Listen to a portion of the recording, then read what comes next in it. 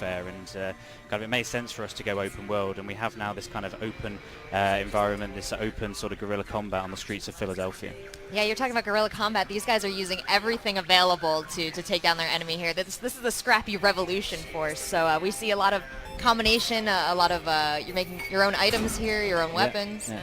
So, I mean, the KPA have basically that's Korea People's Army. They're, like I said earlier, they're sort of in full control.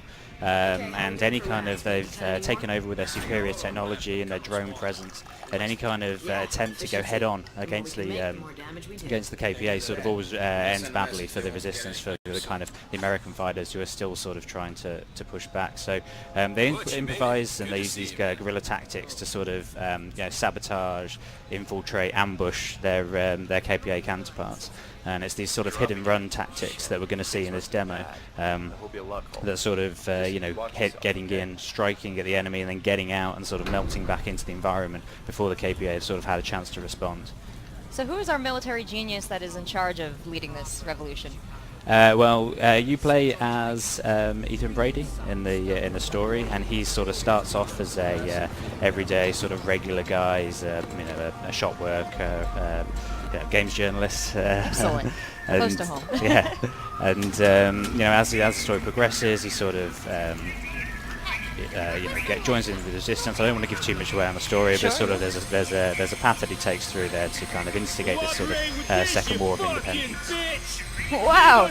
So I was just going to say this game is gorgeous, but it's also quite ridiculous. We see somebody here peeing and I guess getting focused Well, on I mean, what we're showing here is sort of the open environment of the world, and sort of this is kind of this sort of brutality that we see the KPA sort of they don't really pull their punches. Anyone who kind of steps out of line sort of gets dealt a heavy force back at them. So that's kind of what we're showing here now.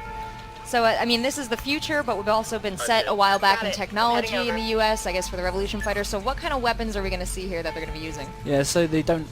The Resistance fighters don't have the same access to the technology that the KPA have here, so they kind of improvise. They end up kind of building their own weapons and sort of looking out for, exploring the environment to find scavenge that they can build and create their own improvised weaponry.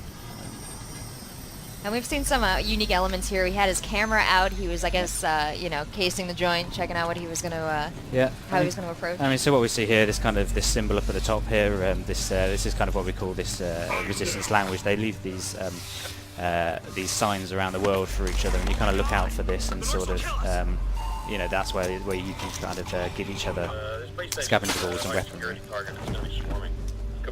And we saw a brief glimpse there of kind of this uprising going on, so as you kind of chip away at the KPA's sort of stranglehold on the environment, you gain uprising, and as you do that, the world will evolve and react to your sort of presence. So here, this uprising mechanic here that we've implemented. So that's interesting. Is there, aside from completing the game, completing missions, does that automatically sort of rally people to you? Yeah, so we call it an evolving Philadelphia. It's a dynamic, evolving world that the player plays in. At the start of the game, the KPA, like I said earlier, are in full control, and you see that through the actions of the civilians and how people interact with you, and certain gameplay areas aren't available to the player, but as the player kind of gains this uprising mechanic, the world naturally evolves around them, and you'll see the sort of behaviours change differently, but then also as kind of you unlock further levels of uprising, new areas become available to the player. So the world that you see at the start of the game isn't the world you'll see at the end of the game. That is pretty exciting. So what else am I missing here? We have a huge open world gameplay. We have some incredible weapons that we're going to get a chance to use. He's building something right here, I'm guessing, what he's grabbing off. Yeah, so here we see the player going into a stash. This has sort of been hidden away, and there's kind of a weapon mod there, which I'll touch more on later. And he's kind of picked up an RC car, which he can kind of use to create these improvised explosive devices, pop them on the RC car, and kind of I mean, we'll see it in a bit. I don't want to give too much away before we go to it. That's wonderful. So tell me a little bit about the team that you have working on this game. Where do they come from? What are their influences? And what are you bringing to the game personality-wise? So the game is based in the Nottingham studios, so there's a lot of ex-Free Radical guys, working there, Time Splitters guys there. We've also got people in Frankfurt working on it who sort of come off the Crisis project, so it's a real real mix of sort of talents on that. Do you have a favorite element of the game? Yeah, I mean I do, but I don't think we've revealed it yet, so I don't want to talk about it too much. But so I think we just touched on it there, this resistance support mechanic, but I don't want to go too much into it. But yeah, this feels very natural here. That you know, you've got some technology. You see games incorporating the technology that we have today. Yeah. So you know, a lot of games you're running around the woods with guns. Well, it would be solved with a cell phone. It would be solved with a text message. Yeah, so exactly. Are we going to have some non-violent solutions here also? Oh yeah, exactly. Yeah, we want to sort of go back to the heritage, back to the roots of the Crytek sort of brand, and what we've done here, and you can kind of see what we're trying to do here is kind of create these 360 setup scenarios where it's not just about you know, one way to attack attacking a police station here, not just about one way to solve a problem, but you really allow the player to think about how they're going to tackle each one. So we see here the vehicles coming in. Yeah, so what we've shown here is so there's an explosion, a distraction's gone off in the distance that the player's been a part of, and that drawing the KPA out of their location. And obviously you can see it's still heavily fortified, so the player can't just charge in there guns blazing as you would in a more traditional shooter.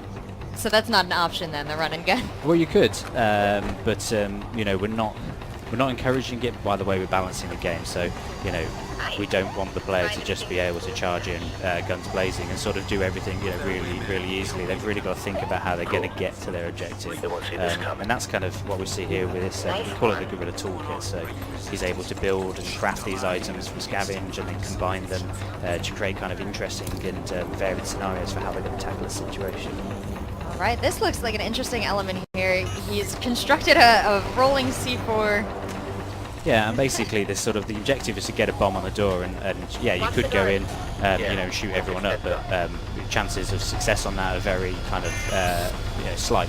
So it's this hit and run tactics where you've kind of got to use your noggin a little bit about how you're going to get into the scenario. So here we see him using the cover of a vehicle, going in and getting that bomb sort of past the KPA and onto his objective. I'm sorry, I'm focused on this little guy here. He's gonna make it all the way to the door. There we go. Okay. Here we go. So do you have anybody helping you out in this game? Do you have like a buddy, you know, somebody you want to protect, hang out with? So I mean that sort of touches on the feature that I sort of hinted at earlier. We have this concept of resistance support. So it's not a specific kind of co-op buddy, I think, in the sense, in the traditional sense of the word. But you can call in kind of resistance that you recruit to help you in certain situations. So here we've kind of shown that he's kind of called in resistance support in his location, but you can kind of call them in to create distractions, to get to come and help you shoot, or to kind of help you blend back into the environment. So you are their leader. They will follow you to their death if you command. Not quite. Not quite. Yeah. Not quite, like I said, I don't want to give too much of the story away, but yeah, it's not so much that you're the leader of the resistance and pushing them forward. You're sort of just an everyday guy who's kind of part of this resistance. And we're really keen not to make it that you're this sort of super soldier that's taking on the world, and more you're sort of this, you know, just involved in the resistance. Almost there. Without giving too much away. Without giving too much away. That is the toughest part Yeah. of talking about games that are about to come out. Don't give too much away. But without giving too much away, what are you guys planning, you know, once you get everybody in this game, what are they really going to be able to do maybe with each other? Am I going to be able to play with friends at all? Yeah, so I don't want to go too much into the sort of the multiplayer side of things. We'll talk more about that later, but we are going to support 4-player co-op in this. But that's just a little teaser and no more on that. But here what we can say is the kind of the advanced weapon customization that we've got. So it's kind of creating and crafting these your own weapons on this. So an M4 to start isn't necessarily an M4 at the end of the game. Start times here. So I'll touch a little bit on kind of what we're seeing here. So at the start of the game, the player was inside what we call a yellow zone, which is these sort of police districts, and has these kind of where the KPA have a strong presence, but as you go out and you transition into the environment, you've gone into a red zone there, and that's more the open guerrilla warfare that we kind of see on the streets of Philadelphia there. So we kind of hinted at the end. So.